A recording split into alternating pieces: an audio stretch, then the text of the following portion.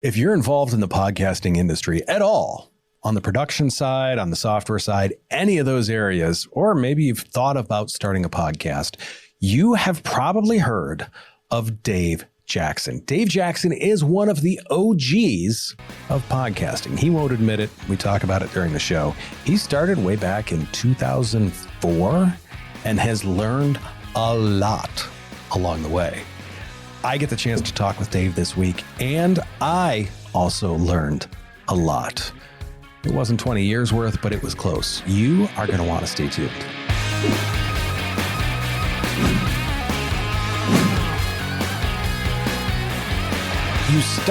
You heard podcasting is the new thing. I've heard of that, yes. A while ago, but yes. And when I watched this, when I saw you talk about this, you searched and came up with 1.5 pages of podcast, like things on podcast. This is in Google in what, 2004-ish? 2005, yeah. Okay. And I remember I said, how do you spell it? My friend's like, it's POD casting. Like, oh, okay. And I'm like, dude, I think we broke the internet. There was just nothing on it. I believe it's changed since then. Just a little. Yeah. And to me, what's kind of cool about it is that makes you, I know you've heard the title of OG podcaster before. I've heard that. Yeah. Once or twice. Well, it's weird because I don't consider myself OG because if I say that, then Evo Terra and Rob Walter walk up and they both started in 2004. And then I go, okay, that's OG. So I'm OG Tangent. I like that. Okay. OG Tangent, OG Adjacent. Yes. Tangent's easier to say than adjacent. Yeah. So yeah, we'll go with that. You've said you've wanted to bring everyone inside with podcasting. You started, you've taught, you've got a technical background. How did you bridge the gap from being the technical, like the technical guy? You've got a musical background. You've got all these backgrounds that really play well into that. How have you taken over the years and taken all this complex technology? And I know you've got the School of Podcasting. You're with Podpage. You're able to talk on a human level to this. How have you been able to take and how did that start? How did you get that knowledge to start to be able to convey that well? I think it starts, if we go back to a lifetime ago, I was a copier technician, and not a very good one because I have horrible, don't ask me for directions because I will get lost. And this is before GPS, and I'm trying to go to different offices and fix stuff. And so luckily, the manager said, hey, he made a position for me. He's like, because I would talk to him and he was like the manager and he was this big guy, just really intimidating. But if you got to know him, he's a really great guy. And so he must have thought, well, this guy's not afraid of anything because nobody else will talk to me. So he made this position where I would go out, I would set up the copier, and then I would train people on how to run it. And that was my first foray into training, but it came because of my technical background. So I've always been kind of nerdy, but yet I could go out, and it was funny because I was there to tell people how to run the copier, but secretly I was there to tell them how to not run the copier. Don't put paper clips, here and this and that. And then all we did is, and he said, we have a problem where we have customers that, love our equipment. He goes, but they're breaking it. And we have this great service staff, but, and he said, so we need you to go out and make sure the customer doesn't break the machine. So I would just go out, and when we're done, I'm like, who does the most copies here? And they go like, oh, it's, Steve or Janet or whatever. I'm like, okay, Steve and Janet, you guys stick around. And I would show them how to clear a jam and all that. And at the end, I would I'd go, oh, and I'm like, you are the key operator. And that's where I learned customer service, because I would say, hey, and they got a little sticker on the inside of the copier. And that's where we're in customer service. The bar is set so very low. Yes. And I would say to people so when's a good time to call you? Like in a couple weeks or so? And they'd be like, yeah, 3 weeks. I'm like, great. In the morning, afternoon? They're like, afternoon. Like 2? 2's great. I would call them in 3 weeks on Wednesday at 2 o'clock, and they would freak out. And I'm like, well, I'm just doing what I said I was going to do. And I was like, this is what great customer service looks like. So that got me in the line of training. And from there, they're like, hey, that worked. We had a lot less kind of, customers shooting themselves in the foot. And then they said, do you know anything about computers? And I'm like, well, I used a word processor in college. And that led to me teaching Microsoft Office for about a decade. And, and then it was like, oh, this guy's really good. It was a company that had 4 different divisions. And by the time I had been there 10 years, I'd worked in every division.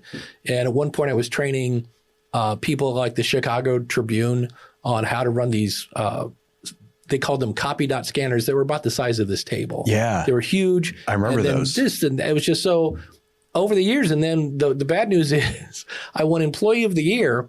And then the next year they let me go because they moved me into a project, and then the project got shut down. And they were kind of like, what are we going to do with Dave? And it was like, uh-oh, it's like a bad game of musical chairs. And so I went to get a teaching degree, and they said, you don't have a teacher. I went to get a job, and they go, you don't have a teaching degree. So I went back to school at the ripe old age of 42, where you'd walk in and people go, are you the teacher? And I'm like, no, I'm not. So along the way, I've always been kind of nerdy, but not super nerdy. Like I don't like to write code. I like to use the software that the code does. And then I've had a creative kind of gene in me to where I think it's just ADD, where I just think outside the box, to where when I worked at that one company, the CEO would pull me into marketing meetings and I would have no idea what they're talking about, just because I was kind of the outstander that would kind of look at things and go, well, why don't you guys just do this? And it'd be this brilliant idea because I had no idea what I was talking about. Well, wait a minute, what does the customer want here? And they're like, oh yeah, we forgot to ask that. So it's funny, no matter what company I've worked in, I end up in marketing. Well, that's. I guess I would say that stands to reason. Yeah. There's that mindset of like, how can I convey information? And the other thing is too, is you are the self-proclaimed, and rightfully so, the analogy king. Yes. I love analogies too. I mean, if you can relate things that way. Did you have the School of Podcasting? I was going to have you start out the episode by saying, take it away, ladies, but we refrained from that. Do you like the analogies and stuff like that? Do those help you through that? And then the other thing is too, how did the School of Podcasting come about? I mean, that's not something where you're just going to be like, I got to teach people about this. So I lose my job. And I go to get a teaching degree or teaching job. Nope, got to go back to school. And I'm like, okay, well, I got my original degree was in electronic engineering. I was a waiter. Actually, I was a car hop. So wait a minute. So you've got your EE degree. Yeah. While as a car hop. Right. I'm seeing some. Yeah. And so the EE degree, I guess I would say, makes some sense. Yeah. There's a lot of because you have certain quirks that have made you successful. Right. I don't know too many people that are electrical engineering degrees that aren't at least a little bit quirky. Yeah. Well, I've always been, I just call it weird. Quirky's nicer. So I needed something and I was like, okay, so, my friend comes back. We figured out that, okay, podcasting is a thing. I pieces parted one together and heard the voice of one Adam Curry come sparking out of the speakers. And I was like, hey, I know that guy. And I literally had to almost hand roll an RSS feed. And I just remember uploading an MP3 file and starting the software. And all of a sudden, because I was on who knows what kind of internet, but it took a while, but it downloaded it. And I was like, oh, wait a minute, I see what this does. Oh, wait a minute, this could be global. And all of a sudden, all the light bulbs came off. And I was like, wait a minute. You got to be kind of a geek back in 2005 to start a podcast. Yes. For me, I was like, oh, and we could learn so much from each other because I'm a teacher. Whereas if you give a salesperson a podcast, they're like, oh, we could sell so much. And if you give a cause, oh, we can, so there's that. And then you could do whatever you wanted. Like you could do the beautiful thing about the early days of podcasting is everybody was doing a radio show that you could never get on the radio. And so it was just everything was weird and wild and crazy. There was a guy, Madge Weinstein did Yeast Radio and cussed like a sailor, like holy cow. And Madge showed up at an event and that's when I learned Madge is a dude and that's a character and nobody knew it. but it was just this whole, and I was like, wow, how creative is that? Wow. So that's one of the things I love about it. I always say your podcast is a recipe, not a statue. And I like to throw my audience a curveball just to have that element of Howard Stern of kind of like, I wonder what Dave's going to do next. And it's got me in trouble sometimes where people are like, but on the other hand, I'm like, you know what? If you don't like me, don't like me. That's the way it is. So yeah, that's where the technology, and that's kind of where it started. But when I started, I did exactly what I advise people not to do, which start a podcast and try to make money really quickly. Because I needed to buy books and a cell phone and insurance and all this other stuff. And, after it took me 5 minutes to explain what a podcast was, I go, do you want to start one? And then you go, yeah, no. So I was like, oh. So that's why I was doing guitar lessons. I was building websites for people. I was doing anything I could just to keep my head above water. But eventually, it started to take off. I also, you have, again, no business skills here. So I'm like, well, I'm going to charge $5. And if I could get 100 people to give me $5, it's $500. That'll keep me in, okay, this is great. Except I didn't realize it until you always need a good friend to tell you when you're making a mistake. A terrible move. And he called up. He said, hey, Dave. I'm like, what's up? He's like, hey, I got a question for you. I'm like, what? And he goes, can you name anything on the internet that has value for $5? And I go, for $5? And I go, I don't know, maybe a cheap toy from China or something. And he goes, you're not getting the point, are you? And I go, oh. He goes, yes. He goes, you have a perception problem. And so it was weird. I slowly started increasing the price. And I went from 5 to I think 10, and 10 lasted for like 2 weeks. Then I went up to 20.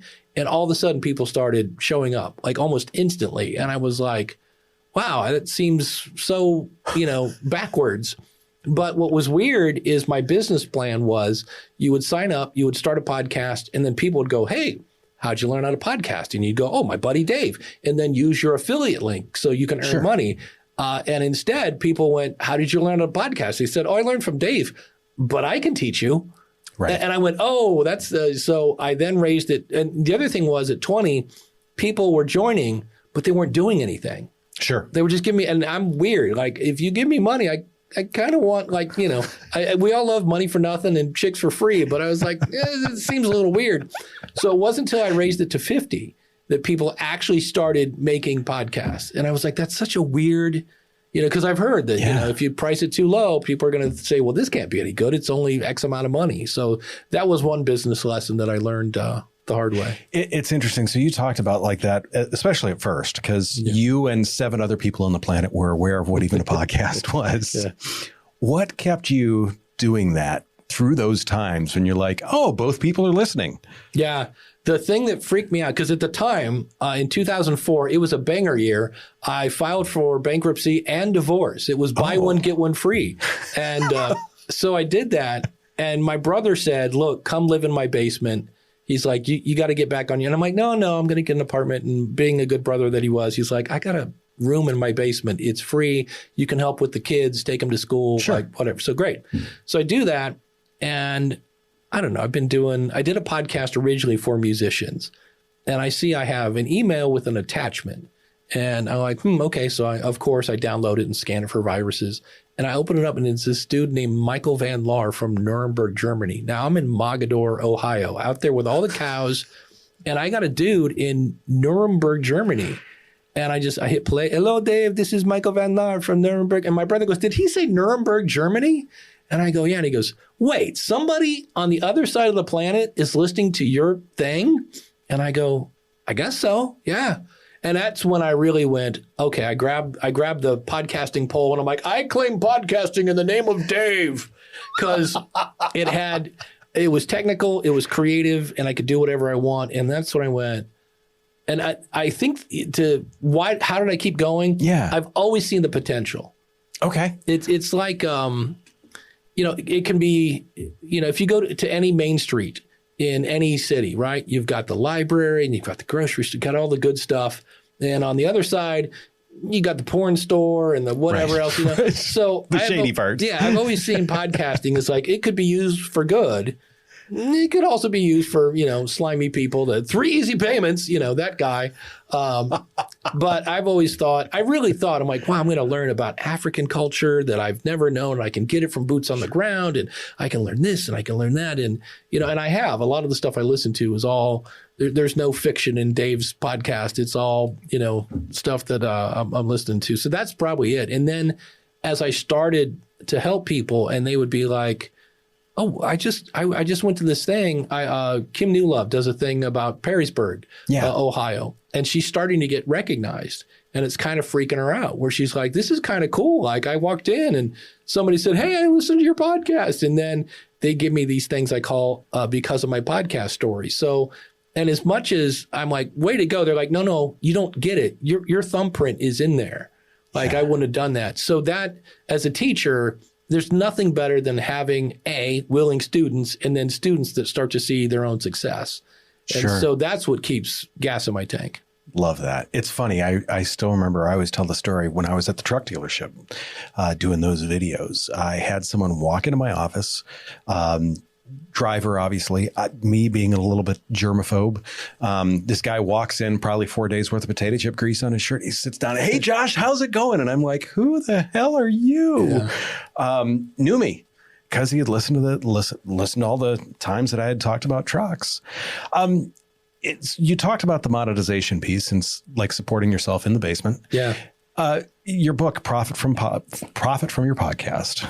You talk about you don't monetize a podcast, you monetize an audience. Yeah. With us dealing, like we work with businesses looking for podcast lead generation. How do you feel like they monetize that? Like, what is your direction for that? Yeah, for businesses, there's a couple different things. My favorite, and I do not know why they quit, but Evernote, the note-taking app, at one point had a podcast. And the CEO was there, the head of marketing, and I think the head of IT. And you could ask them anything. And what was great is you would have people send in like a voicemail or whatever, explaining how they used Evernote. And I'm like, wow, that is so subtly a commercial without being we'll be right back after this. It was just customer testimonials about like, oh, I really love this. Last week I did this and that. And then in some cases, they would ask a question for the CEO. And I'm like, where else can you go to a company and go, yeah, do you have a couple seconds? I want to ask a question of the CEO. So I thought it was a great way to get instant feedback and ideas on, we've never thought of using it that way. So getting feedback from your audience is cool. The other thing is, especially if you're doing a show maybe about your business or your industry, it's a networking goldmine. Sure. Because there are people that you've always wanted to talk to, but you can't because it's so-and-so. And then you go, hey, like if you called them and said, hey, could we go out to coffee sometime? Let me pick your brain. They'd be like, get out of here, kid. You bother me, But if you say, hey, will you come on my podcast? They're all about it. Yeah. So for me, that's a great one. Real estate people. I had a guy that was doing a show and I go, well, you could be like the king of your little city. I go, do a show about your city. And then the advertiser is, you guessed it, you. And I said, you can also, he did one that was something about buying your first house or something like that. And so he said he took all the questions that just made him roll his eyes, like, how do I get my house appraised? And like, for me, it'd be like, what's the best microphone under $100? I've heard We're going to talk here. Yeah, we've heard it all the time. And he said, what he would do is I said, take all those things, all those questions that make you roll your eyes. I go, those are episodes. Cause people they're looking for that content. And he said, so when somebody would say, how do I get my house appraised? He'd be like, and he said, I would still answer the question, but I would send them to, that's episode 2 of my podcast, where they'd go, what's a podcast? And he goes, so while they're over there, they're listening to the other episodes of all the other stuff that he doesn't really have time to answer. And he said, then when they came back. Nor want to. Yeah. And he said, when they came back, they actually were ready for him. Like, this is where I need to step in. I don't need to hold your hand through steps 1 through 5, but you're ready for step 6. And he said, it wasn't the end of cold calling. He goes, but it definitely made him more efficient in what he was doing. So that's another great business use. Love that. I love that. With that, you also, so you've got School of Podcasting, and it is the head of podcasting at Podpage, correct? Yep. I'm assuming, since being the head of podcasting at Podpage, that probably has influenced your view of the website for the podcast. Because we know a lot that just have like, hey, it's on Spotify or it's on Apple. That's plenty. The ROI of something like Podpage and having that place to go to, because I know a lot of people just think that, hey, I only listen to it on Spotify, so that's where I'm going to go to. Why would I post it anywhere else? What is that our return on investment with something like Podpage, and like why should someone be looking at that? Because it's something that we talk with people about occasionally too. Yeah, it's where you want to go to kind of the next level, because a basic website that comes with Buzzsprout, Captivate, whoever you're using for a media host, it's going to make it easy to listen and maybe easy to follow. Great. Okay, but I want to make money with my podcast. Well, as they say, the money's in the list. So now you've got to get an email list. So are you going to say, well, just go to kit.com/try and spell this _ now remember, no. But if you say, go to my website /newsletter, okay, there it is. And now you've got your lead magnet and all that fun-filled stuff. So there's that. A lot of people don't realize, like, I will have a single tear come out of my eye when I hear somebody say, oh, just find me where you find your podcast. I'm like, no. I literally, if I'm in the car, I'll be like, no. Do you try and drive off the road? Oh, I'm just like, I have 2 videos. Both of them happen to be in Spotify where I've typed the exact name of the show. And nothing. Like, here's Mark Maron and all sorts of unrelated stuff. And then you type in the host name, assuming that they've used their name for the author, and it pops right up. And I'm like, so the whole fight, like, why is your show lost? You go find the link and put it on your website. Then you can say, oh, go to mywebsite.com/follow. And then here's Apple and Spotify. And, if you want to look cool, iHeart and Amazon and whoever else you want to put there, put that in and now the audience is in control, because a lot of people don't realize, and you get outside the US, out of Apple land, and like 70% of Europe is on an Android. And for many years, people used to just send them an Apple link. And I'm like, yeah, that's going to do nothing. Now, thankfully, Apple finally made it to where there's kind of a web-based version. Sure. But they're still not going to follow you in that. They're on their Android phone. So there's all sorts of different things. And then SEO, when people go, well, I need to, I've had people that have found me through my website. And the other one is people go, well, they all get giddy about YouTube. Why? Because it's the number 2 search engine. I'm like, great, what's the number 1 search engine? And they go, well, duh, Google. And I go, what's it looking at? And they go, websites. And I go, so unless you don't want to be found, don't have a website. And then they'll go, oh, I found something. And I'll go over and it's a link tree.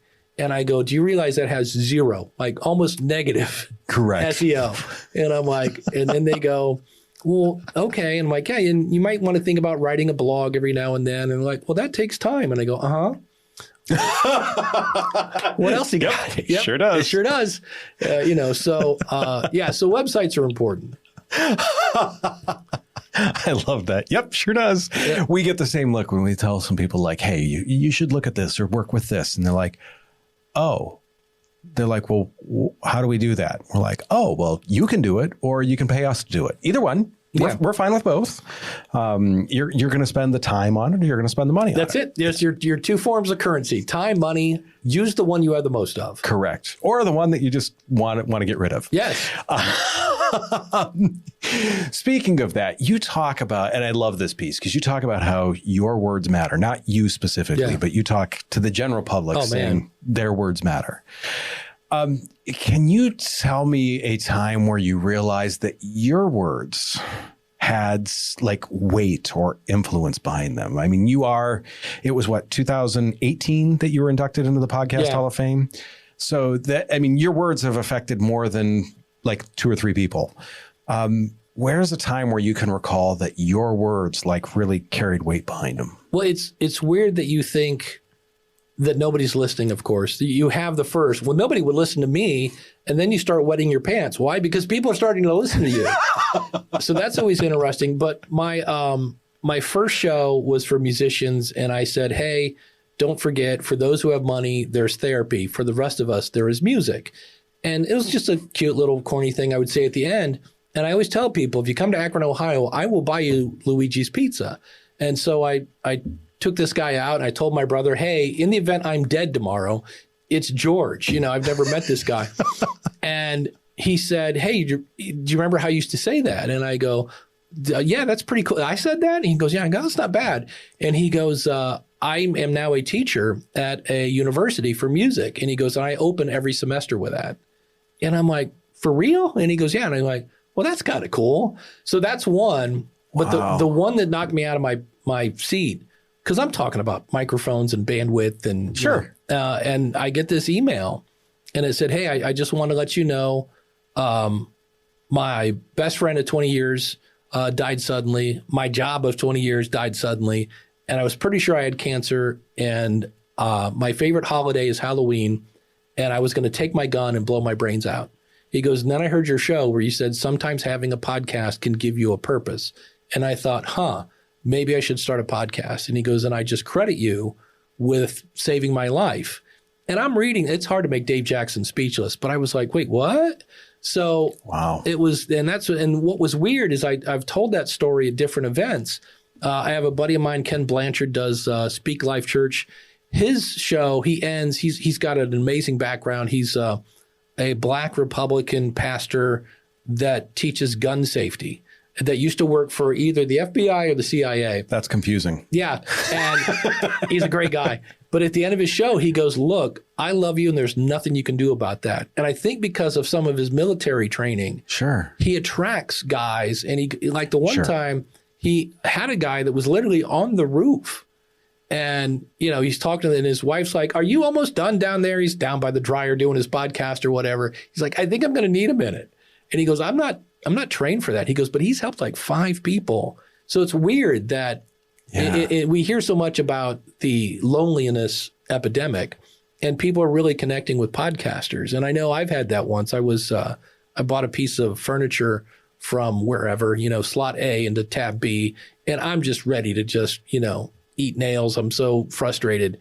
And I put on a podcast and my buddy Brian came out of the speakers and I was like, oh, okay, Brian's here to make me laugh or whatever. So there is that part, but that's when the guy said you saved my life. And what I did is he had his phone number in the email. So I called him on Halloween and I'm like, hey, is this Ryan? He's like, yeah. And I go, this is Dave Jackson. He goes, it is not. And I go, it is. And he goes, what are you doing? And I go, dude, I need as many listeners as I can get. I can't have you killing yourself on Halloween. And so I do my best to call him every Halloween just to see what's up. So That's amazing. yeah, you never know, you know, and then you don't know who's listening. Where I've had job opportunities come my way. Sure. Where people have like, oh, well, what about Dave Jackson? I'm like, well, how did you find out about me? Oh, well, somebody listens to your podcast and they said this and that, and you know, so it's just. You just don't know who's listening, and it's fun. It's amazing because the 2 sides to that is first off, you don't know who's listening. And one thing that I always tell people too is like, if there was 8 people in the room next door wanted to hear from you, would you go talk to them? And they're like, well, yeah. And I'm like, well, great. If you're only getting 8 downloads, still walk over next door, record that and post that. The other piece is too, is I always like when you get to ask intentional questions of people, it's that conversation and that allows you to connect with other people outside too. There's one more. There was an early show. I think it was just called The Sales Show or something super simple like that. And he got so much sales that he had to quit doing the podcast that brought him sales. Because, and his favorite story was he'd been trying for years to get to the CEO of this one company, couldn't get past the gatekeeper. And then the CEO listened to his podcast on a treadmill. Called him in.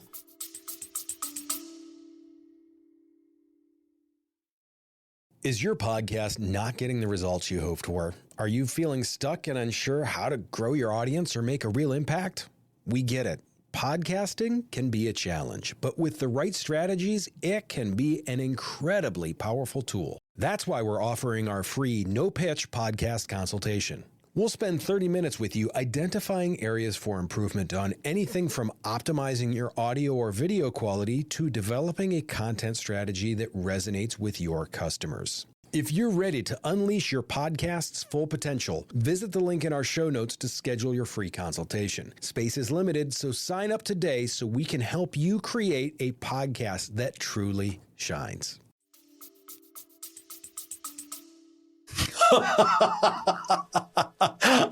Stories like that are the ones that I absolutely love, because those are the things that, to me, those are where those connections come in, and those are where like those stories come in. And the other thing is too, is that guy called him. I mean, how much of the planet knows Dave Jackson? Because they've heard your voice. They've seen your live streams. They know. I mean, when you walked in the studio today, I fully knew who I was getting. I mean, it's not like you're not this super private guy, hidden off that no one's ever seen or heard from. There's going to be Monty Python jokes. There's going to be hard rock jokes. There's going to be, you know what you're going to get. So to me, that's with this whole 20-year thing, though, a little over 20 years of doing this. Yeah. How do you feel like you keep it fresh? Because there's things that you say that are consistent, which is good. You need that consistency. The reference I always make is The Price is Right. It's Bob Barker, always spay and neuter your pets. Thanks for, I mean, there's those certain things that you're always going to say. There's always going to be the one guy, $1, Bob. There's always those things that are consistent, that are familiar, but how do you keep things fresh? And I guess I would say up to date moving forward. Yeah, it's hard. I will say that. I'm over 1,000 episodes now, and there are times that I'm like, oh, I already talked about that. Oh, I already talked about that. And so in some cases, it's like you said, a new perspective. Sure. So I know I've talked about imposter syndrome probably 2 or 3 times. And like the first time, it's like what it is, and 70% of people have this, and just kind of got to work through it. And then I came back like 2 or 3 years later, and I had found clips of celebrities that had imposter syndrome. Like Garth Brooks was absolutely wetting his pants when he had to play the big park, Central Park in New York. Yeah. He was convinced that nobody was going to show up. And his tour manager came in and said, Garth, they had to move the barricades. And he's like, ain't nobody here. And then he's like, no, there's 80,000 people here. And he's like, you're telling me there's 80,000 people? And he's like, no, Garth, I'm telling you there's 80,000 people there 20 minutes ago. And so that's when I'm just like, okay, see, we're all like, if you have imposter syndrome, you're kind of normal. So I always try to come up with new things. The fun thing is podcasting always changes and shifts, and there's always new technology. I just was at an event, and there's this AI tool coming out that AI. People have been talking about it. It seems like people are occasionally talking about that. I always refer to it now as always increases, because that means if you add it to your software, your price is going up. We all want AI to do everything for us, but it's not going to do it for free. But it was a thing where you gave it like 3 transcripts, and it came up with a target audience for you, like an avatar. And it was kind of like, all right. I told the guy, I go, you have me intrigued. I work in software, so I always know the demo works perfectly. I go, I want to go home and try to break that thing. Right. So there's always that stuff to talk about. And then I'm always open to, I don't do a lot of guests, but I do them when they have a story, or they're either going to inspire my audience to keep podcasting, because, it gets kind of, I never get tired of saying, hey, you should start a podcast, but I'm pretty sure my audience is tired of having me say, so here, I brought in a new person that's going to say, you should start a podcast. So that's always fun. But and I always go back to that one person that's this close to starting a podcast. Yeah. And I'm like, oh, they've been thinking about it for 3.5 years. They got the microphone. It's in a drawer. Like, what can I say today to get them to pull that out and just, if nothing else, just record it. You don't have to publish it. Just try it. Yep. So it's the teacher in me that's always like, oh, there's that one student out there that just needs to hear this one thing. I love that. With that, you mentioned AI. It's a new thing. I've heard of it. Yeah, I've heard 1 or 2 things about it too.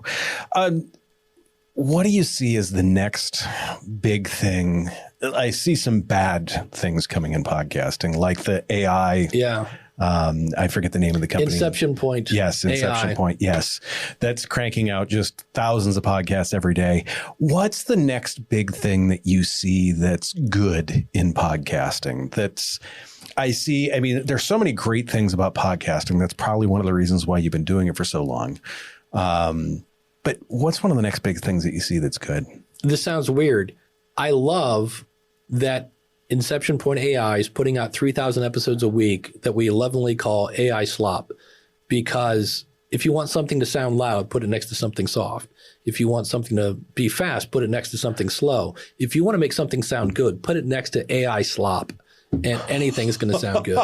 So I love that. That's one way of looking at it. Now, I hate the fact that my audience and your audience has to wade through 2 feet of AI slop to get to the good stuff. I have a friend of mine that he's like, you've been talking about podcasting for 20 years. I just started listening. He goes, man, this one's amazing. And I'm like, great. And he's like, there's so many that are so bad. And I go, yeah, that's that's why word of mouth comes into play a lot. So I like that. I mean, there are some things, like I did an episode on, like, let's get realistic on how long it takes to build an audience. And I was talking about Jerry Seinfeld, how it took him 9 years of appearing on The Tonight Show to get his show. And then it took his show like 4 years to just start to take off. So it's 13 years. Same thing with Joe Rogan. He's like 20 years from his overnight succession, his success. But I found this article that you've seen these websites you go to and you get hit with 2 or 3 pop-ups and every other paragraph is this. And I'm like, this information is right here. I can almost see it through all the ads. And I went to ChatGPT and I said, hey, here's this URL. Make a list of the seasons and the percentage of audience that they were getting on Seinfeld. And it was like, in like, I don't know, maybe 5 seconds. There was the list. And I was like, oh, now that's a cool use of AI. Yeah. I am okay as a graphic person, but I look like a guy that's like, using Canva and adding a little bit of a tweak to it, where I just started using whatever it is, Nano Banana. Yes. Grafana, Bana. Yeah. Yeah. And that was weird because I did a newsletter where I was talking about, you've probably heard the story about the blind guys feeling the elephant. One guy thinks it's a snake and one guy thinks it's a tree, et cetera, et cetera. And I could not get anything coming even close. And I went to Nano Banana and said, hey, make this picture. And it did. And I was like, okay, now we're talking. So that was when it does stuff that I can't, that's when I think it's great. What I hate to see is I want to start a podcast to be seen as a thought leader. And I'm going to have AI pick the topic, not based on my audience, but just pick a topic. And then it's going to write the script and I'm going to read it. So it's going to sound like I'm reading a script because everyone wants to listen to this. And, and then they wonder, why is my show growing? And I'm like, well. The funny thing is you can't do a bland voice well. You're you are too animated to do a bland voice well. So that's, I like to do it. There have been times at Podpage where I'll write things and I'm a little too Dave, a little too wacky, a little too weird. And I'll throw it into ChatGPT and say, hey, this is my extensive prompt. Make this better. And it will. And I'll be like, oh, it's like, hey, this is a little more focused and et cetera. And I'm like, perfect. And that goes into the newsletter. So there are some things I like it to polish what I've made without losing my voice. That I think is the best use instead of, hey, because I've had it like, hey, write an article and then I have to go through and about halfway through, I'm like, I can type okay. I'm like, and I can think okay. So I'm pretty sure I could have probably just written this one and been about pretty close to the same amount of time. Sure.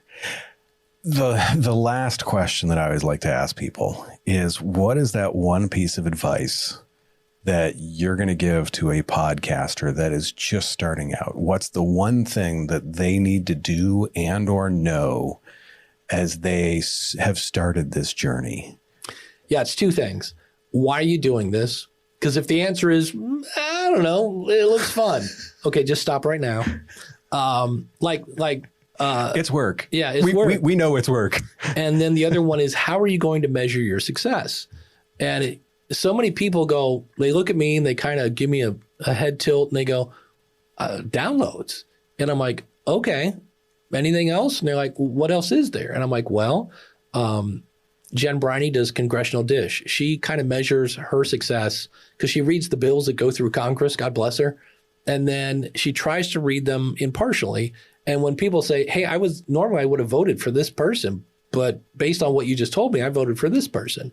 So she wants to change, not so much like black to blue or blue. Right. She's like, I just want you to make an informed decision. Yep. So that's how she measures that. For me, in January right now, my downloads are going through the roof because everybody's like, this is the year I'm starting a podcast. And then in February, much like gym memberships. I was just going to say, you're a gym. You're a gym. Yeah, the downloads go down, but the membership goes up. Well, this is what I base my success on. So if I based my downloads, or if I based my success on downloads, I'd be under the table in a fetus position right now, or come February, but I don't. And so I'm like, oh, okay, cool. So there's, it could be growing your network again. And wow, I didn't used to have any friends. Now I got 5 friends that, we meet and we have a mastermind. So there's so many different ways. But if you don't get that, that's when you burn out. And so many people think, I'm going to start a podcast.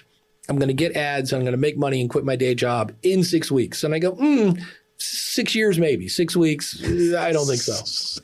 I was going to say 6 weeks after 6 years. Yes. Yeah. They have the 6 part right. It's like when someone presents me, like someone's like, hey, this is only $50,000. And I'm like, well, I have the 50. Do you have the 1,000? Yeah.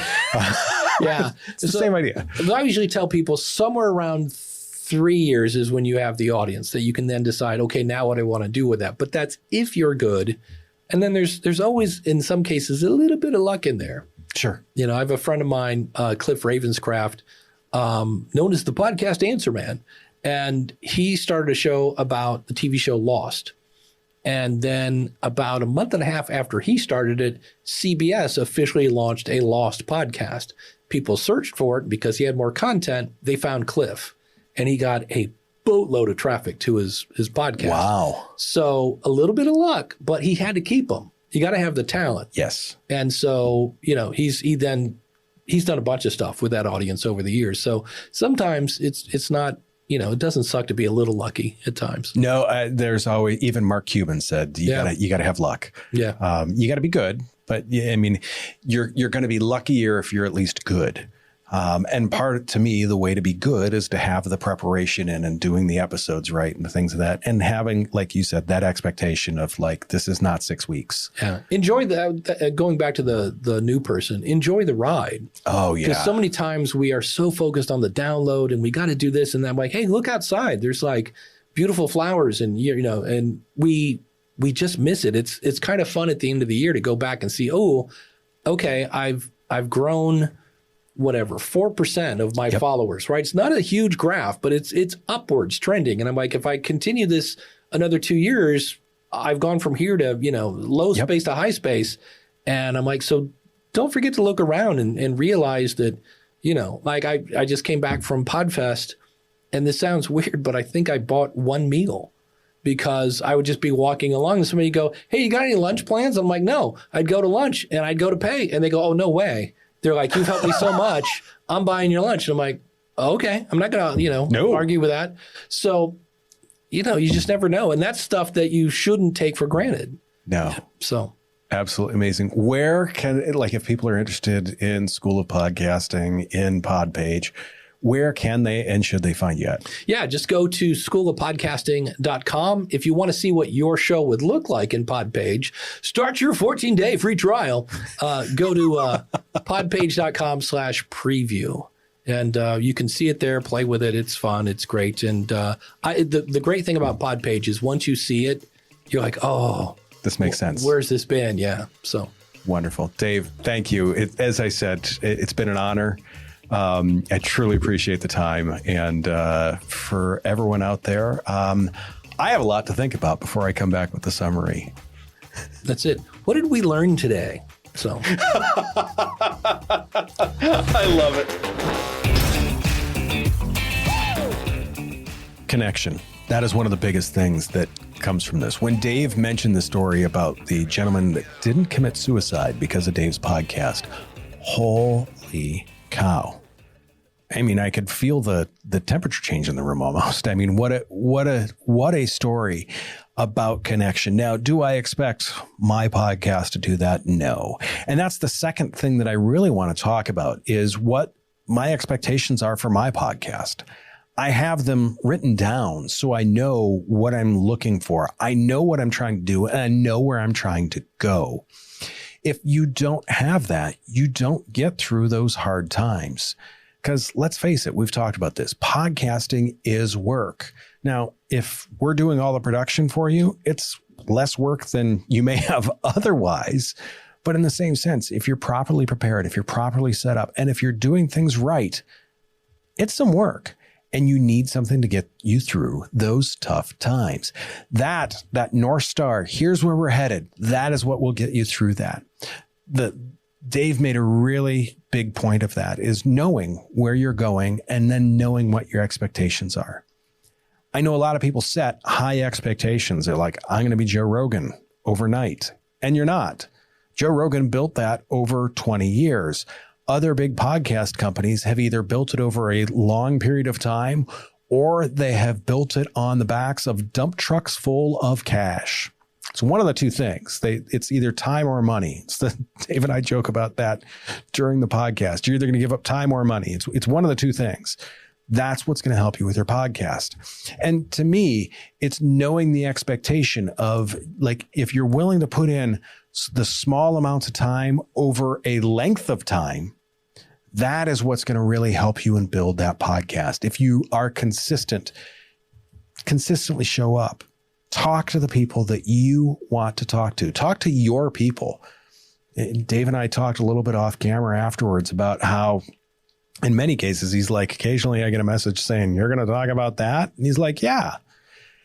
One of the things that I loved about Dave is that from on the mic to like just outside of the studio talking, he's the same guy. He's authentic. That's another thing that I want to really bring up in this is be yourself. Don't try and be something else. Don't try and be something different. Don't be this caricature. Be yourself. That authenticity is what's going to help you find your audience. I realize that there's people that I am just not everyone's cup of tea. I totally realized that long time ago. I'm okay with it. I want to work with the people who I am their cup of tea. It's the same thing for Dave. That's why he's got, this with the School of Podcasting, that's why he works with the people the way he does. He's good at what he does. We're good at what we do. It's different ways of doing things. And I absolutely love that. And it's the fact that we're authentic in how we all do that and how we podcast. It just makes a huge difference in how we can connect with you and those that are like you.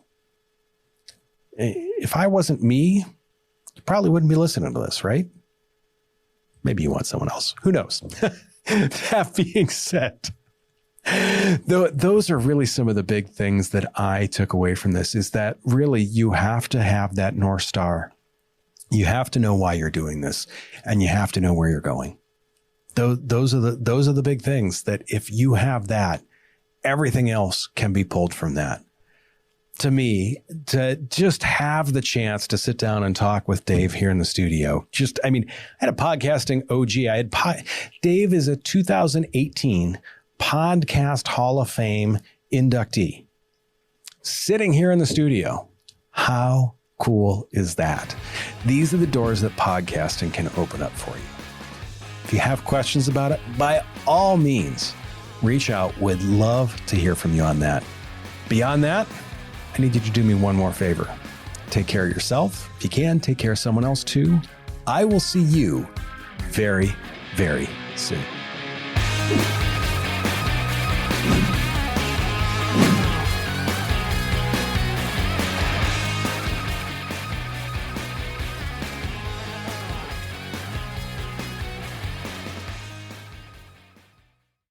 Creating engaging content can feel overwhelming, but it doesn't have to be. That's why I'm excited to share our Stomping Podcasting newsletter.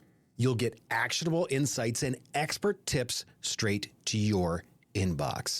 These are to help you maximize your video marketing and podcasting return on investment. Head over to the show notes and click the link to subscribe to our free newsletter. Don't miss out on this opportunity to become a video marketing and podcasting pro.